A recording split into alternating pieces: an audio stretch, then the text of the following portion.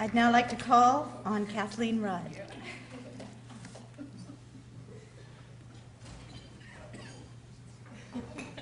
I get an uh-oh. I think that probably the three of us who are speaking about Dr. Bondeson are going to say very similar things because our experiences have been fantastic. Personally, I had Dr. Bondeson for 3 semesters in the Honors Humanities sequence and was devastated that I couldn't take the 4th one this semester and complete the whole series. But those experiences have absolutely shaped who I became at Mizzou. I stepped into Dr. Bondeson's class. Literally, it was my first ever class at Mizzou. It was 11 a.m. on a Monday morning as a scared freshman. And I walked into his class, and he was bouncing and excited and overly enthusiastic, and that never stopped. 3 semesters later, I knew that coming into that class for the last time was still going to be the exact same fantastic experience. So I wrote down a couple things that are truths that I learned from Dr. Bondeson. So 4 things that I absolutely learned in his classes.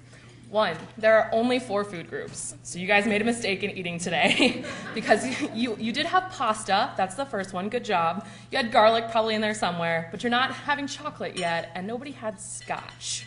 So go home and maybe hit up the last 2 of the 4 basic food groups. Something else I always learned from Dr. Bondeson is that you should start with a good joke every single day, and something that, as somebody who wants to eventually become a college professor, has been an inspiration, and I know that I'll take that into my own style as well, way down the road. And number 3, don't think about going somewhere, just go somewhere. Personally, I was really influenced by Dr. Bondeson. I'm going to Spain this summer. He helped me through that process, even wrote me a letter of recommendation because he knew that that is the way to learn, and I learned that from him. My father asked me one time, why have you taken this guy 3 times? That's weird. Like, take somebody else's class for a change. And I said, no, because Dr. Bondeson, you could say anywhere in the world, and he would tell you not just a good place to visit, but he'd tell you the name of the man who bakes the scones in the back and who you should speak to about getting a great bottle of wine. And that's exactly what the experience that I wanted.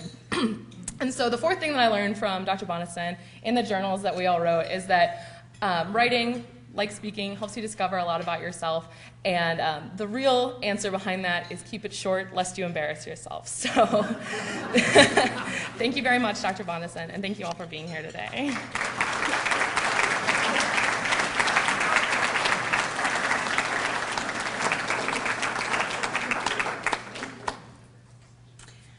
And now I'd like to call on Sarah Strong.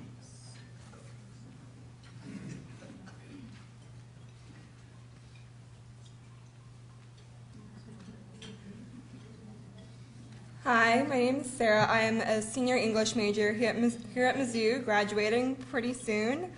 And I took the full humanities sequence, the last half of which I was fortunate enough to get to take with Dr. Bondeson. And my first memory of Dr. Bondeson is actually a lecture in the ancient world, the first semester of the humanities sequence. And I think it was Plato. I'm not sure. It was either Plato or Aristotle. I know that much at least. But that wasn't actually the first time I had heard about Dr. Bondeson. When I came up to Mizzou as a senior to take a tour of the campus, I got to talking with our tour guide, and it came up that I was going to be in the honors college, that I was really excited about the humanities sequence, and she took me aside and her eyes got very wide and she said, "You have to take this with Dr. Bondeson." She was very stern about it. So I made sure to do just that. But that first lecture was just incredible.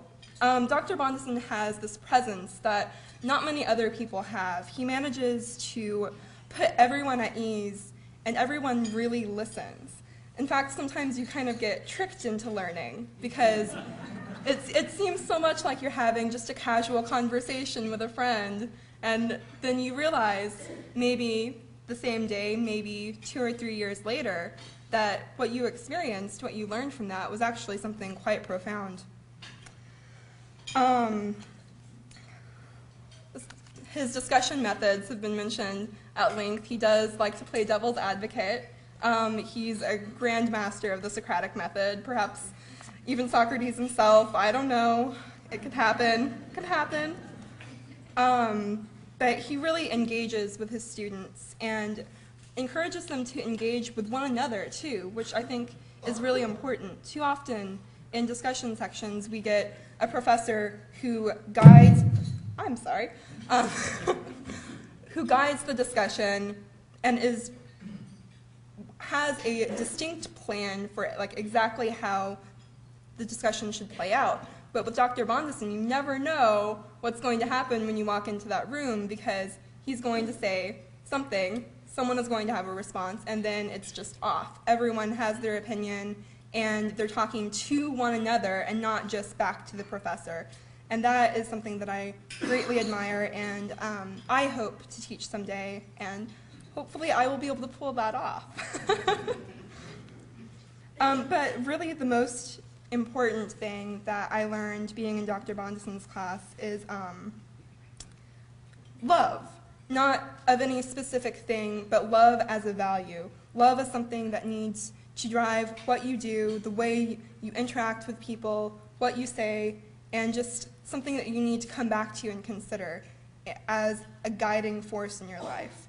And Dr. Bondeson's love for his students, for his friends, his coworkers, his family, is truly illimitable. And he really asks us to find what we love and think about it and share it with others, and then invite others into that space that we've created and make them feel welcome there. And he teaches this by doing it.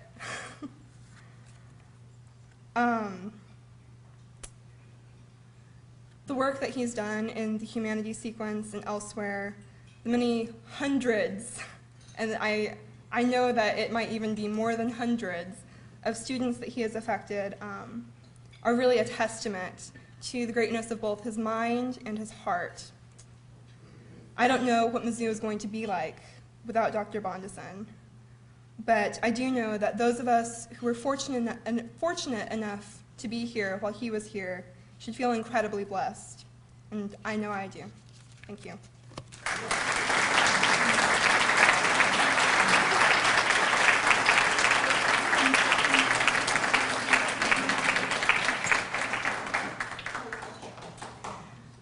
And now we have 3 students who have come to talk about their experience with Dr. Palonsky, and our first student is Jasmine James.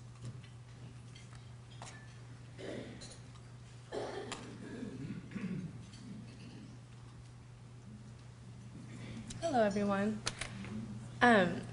Everyone has wonderful things to say about Dr. Palonsky, and as the first person to come up here and speak, I was trying to figure out if I wanted to talk about his academic role in my life. I did take a couple of courses with him, and it was amazing, and everyone can attest to that. But Dr. Palonsky impacted me on a very different level. I'm my mother's only child, and so going to college for her, my mother was just like, oh, you know, freaking out. And when I decided to come to Mizzou, I came down here to interview for the George C. Brooks Scholarship, and she was just, you know, I just want you to feel comfortable, and I want you to have someone here. And we met Dr. Palonsky, and, you know, I was like, oh, this is going to be a really good experience. I want to be a part of the Honors College. This is something that I want to pursue.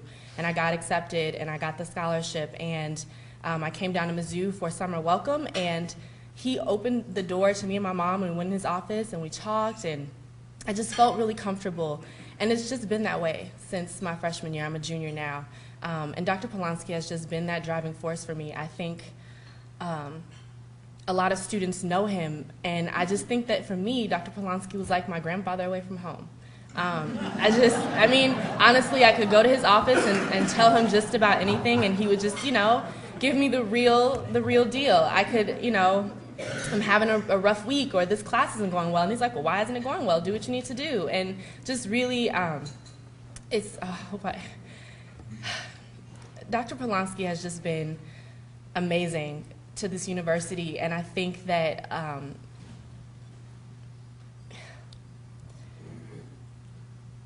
it's going to be a really interesting experience for students who weren't able to meet him and be a part of his life. I think he opens his heart to everyone that asks him to, and even the people that don't. He's written me letters of recommendation, and the things that he says about me just make me glow. I feel like there are so many things that I still have yet to do, and Dr. Palonsky is always giving me those encouraging words. And it's been an honor. I wish you the best, and I'm gonna miss you.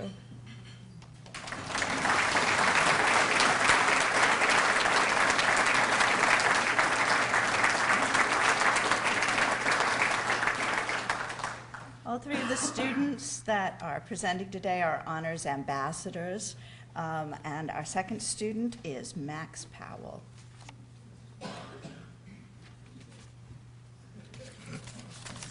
I just wrote a little speech about the first time meeting Dr. Palonsky and the impact that it had on me. As hard as it is to remember now, 3 years ago, I was going through the struggle of trying to figure out where I was going to college. When you're going through that process, they always tell you that you're going to end up finding the perfect fit that will make your decision obvious, but by late March, I still had absolutely no idea where I was going.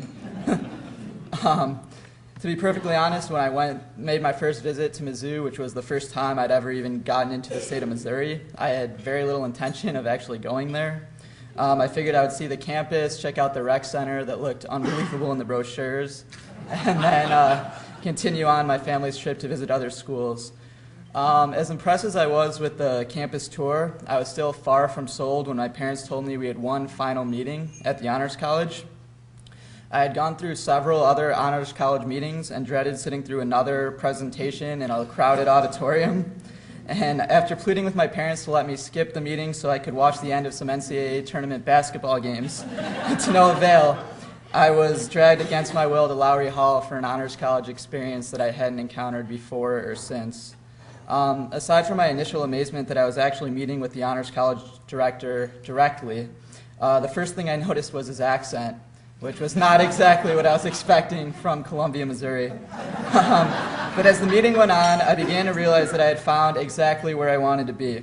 What especially stood out was the overwhelming sense that unlike many others in the big business of higher education, Dr. Palonsky had found a way to humanize the entire process. I could tell by the rapport he had with the ambassador present that he had fostered an atmosphere within the college in which everyone was comfortable to express their opinion in a safe yet highly productive environment. At 17 years old, I might have otherwise been intimidated in the presence of the director of such a prestigious college, but throughout that meeting, my family and I could not possibly have felt more comfortable or at home. As it turned out, both basketball games my parents made me miss went down to the buzzer, but I wasn't even that upset. I walked out of the meeting knowing exactly where I would spend the next 4 years of my life. Standing here 3 years later, I cannot thank Dr. Palonsky enough for the influence he has had on my life. As soon as I found out about the opportunity to represent the Honors College as an ambassador, I knew I had to take the opportunity to represent the Honors College, to give back to an Honors College that has done so much for my growth as a student, as a leader, and as a person. It has been an honor to work for Dr. Palonsky for the last year and a half, and if I can influence half as many lives as he has, I will know that I have been successful in whatever I chose to do. Thank you, Dr. Palonsky. You will be missed.